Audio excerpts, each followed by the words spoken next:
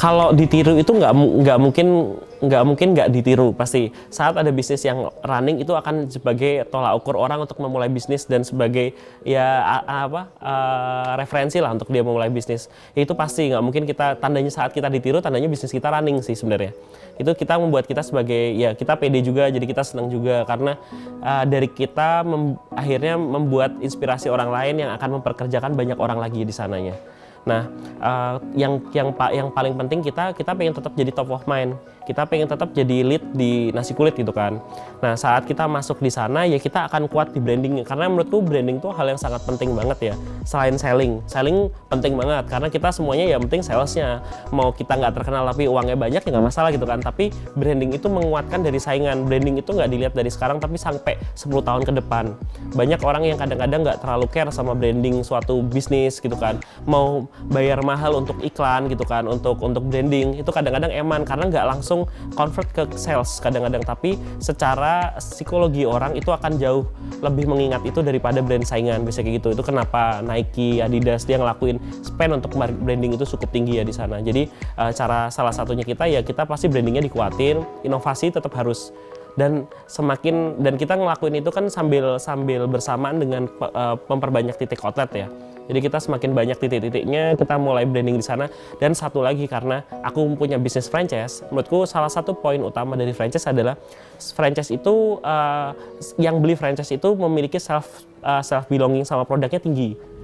Karena mereka ngerasa memiliki produk itu, memiliki brand itu. Jadi saat dia udah franchise dan memiliki brand itu, dia ingin brand itu laku.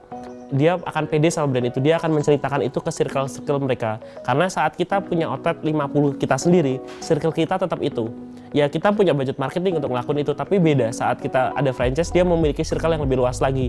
Ada outlet lagi, circle lagi, dia membuka itu. Jadi kita ngerasa bahwa dengan franchise itu kita juga win-win solution, sama-sama dapat benefit antara kita dan franchisee-nya. Terlebih lagi saat franchisee-nya outletnya rame dan cepat balik modal kayak gitu kan. Jadi kita semakin senang di sana untuk konsultasi, untuk sharing dan segala macam itu.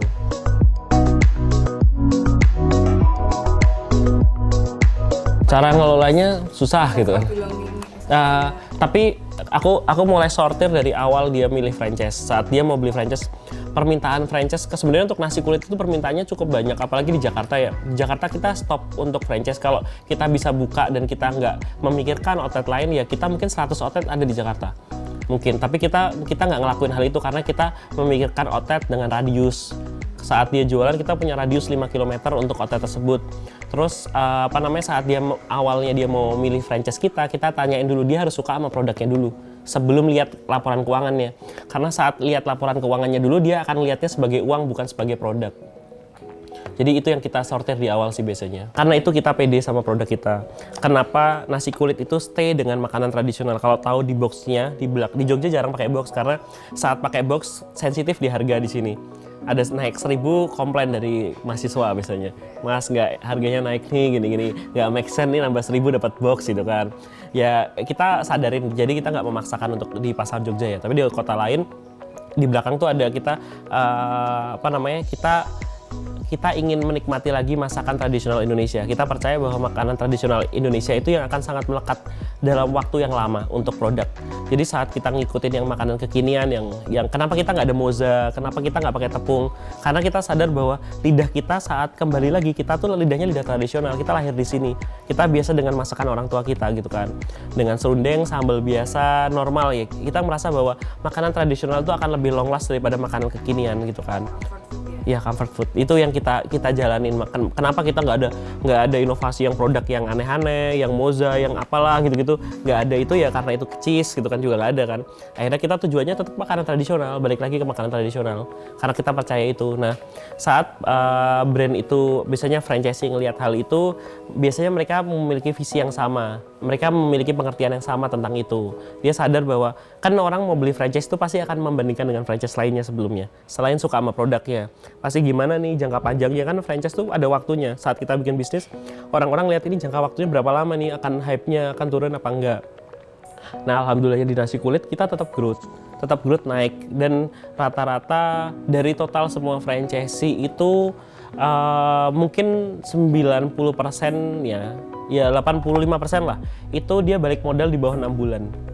bahkan yang 2 bulan tuh ada banyak lah, ada beberapa outlet, 5 outlet ada 2 bulan balik modal gitu kan, 3 bulan, 4 bulan. Nah jadi apa yang kita tawarkan sebenarnya adalah kita jualan produk, jualan bisnis di mana value-nya lebih tinggi daripada harganya sebenarnya. Karena kita pengen ngejaga, karena kita kan basicnya juga orang bisnis, walaupun sebelumnya nasi kulit kita juga orang bisnis.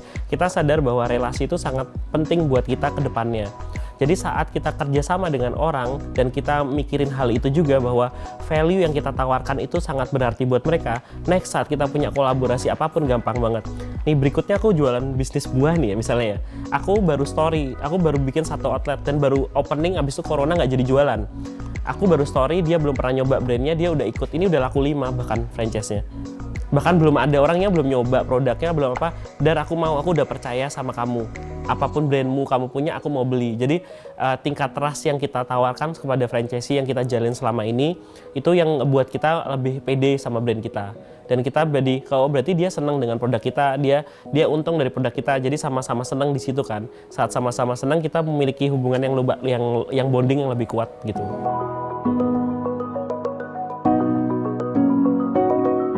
Kalau aku, menurutku itu hal yang terpenting sih menurutku. Aku komunikasi dan relation management misalnya gitu ya, kita ngubungin orang, jaga relasi, itu menurutku hal yang paling penting dalam bisnis di antara lainnya.